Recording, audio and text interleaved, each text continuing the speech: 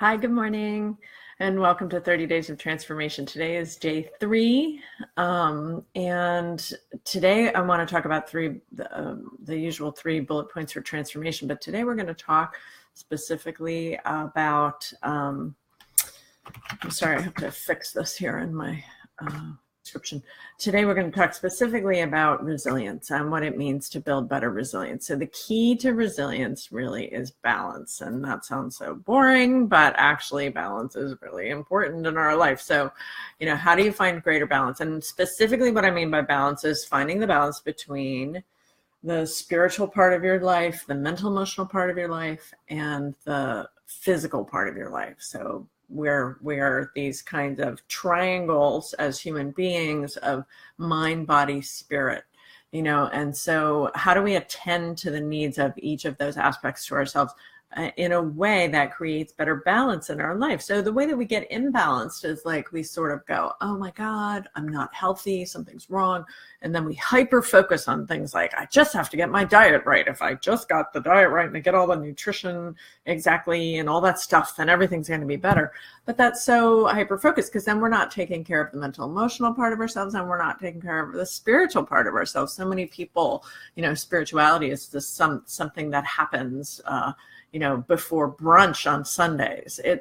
And when we think of ourselves as spiritual beings, we have to weave that spirituality and that value into the rest of our lives. And that's really what creates resilience. So finding that balance between the physical part of ourselves, the mental, emotional part of ourselves, and the spiritual part of ourselves is where we can start achieving better resilience. And so I want to ask you to do some homework over the next week. And so over the next week, the idea is that can you find every day one practice that might be helpful for you in terms of some mental, emotional self-care. So that doesn't mean you have to go to a therapist every day, but it could be some gratitude journaling, like kind of a count your blessings kind of journaling. It could be doing some loving kindness meditation, which is kind of service, but also that's something for yourself.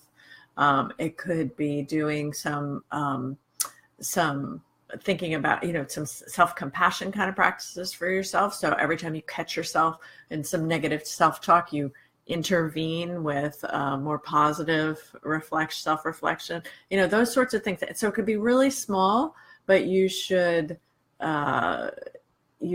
definitely dedicate some time to it and write it down, whatever it is that you've done, right? So that's one practice for the mental, emotional part of yourself. And then think about one spiritual practice for yourself. That could be saying a prayer. It could be chanting a mantra.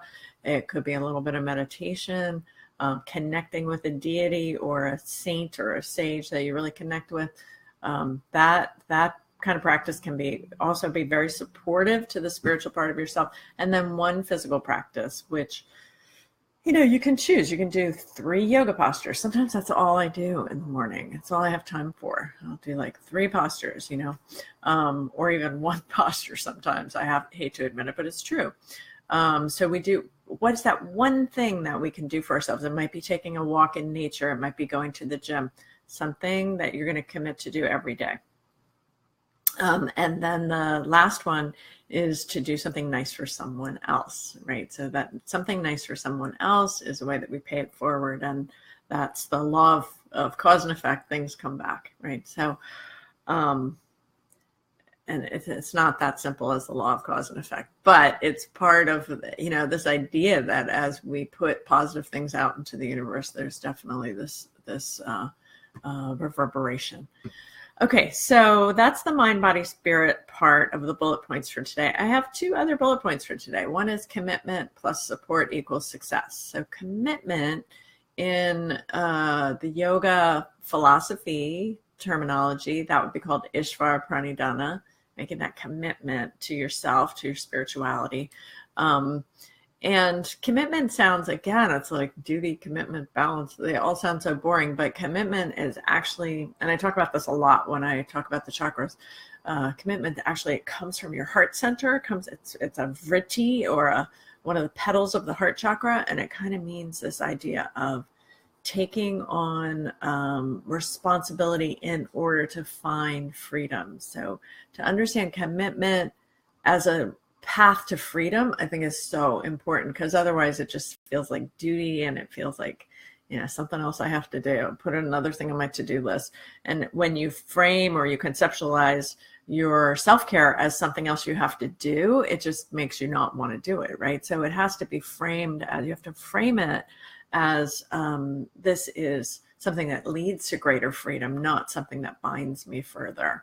So, and then the support piece of that is find somebody in your life who's helpful, who you can call every day. I have a few people in my life that I have those connections with every single day, that help to support my personal growth, that really are into it, that really see the value of it and want to support you in it. And I do this in all of my teacher training programs, all of my training programs pretty much.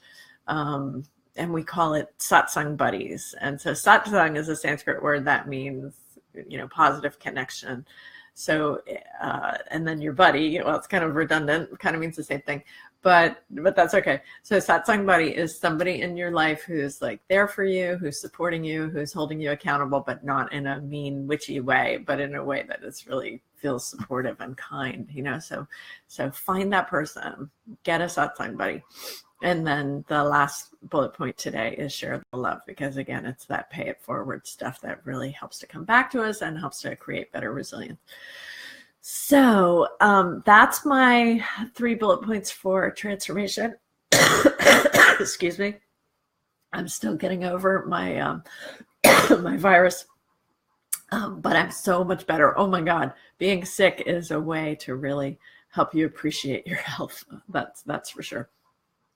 So there's my 3 bullet points for today. Please leave comments. Oh, I'd love you to leave in the comments some of your strategies that work well for you. I'm going to put that on the description. So some of the strategies that work well for you, please leave them in the comments, because that'll help everybody else so much too. And I'll leave some of mine.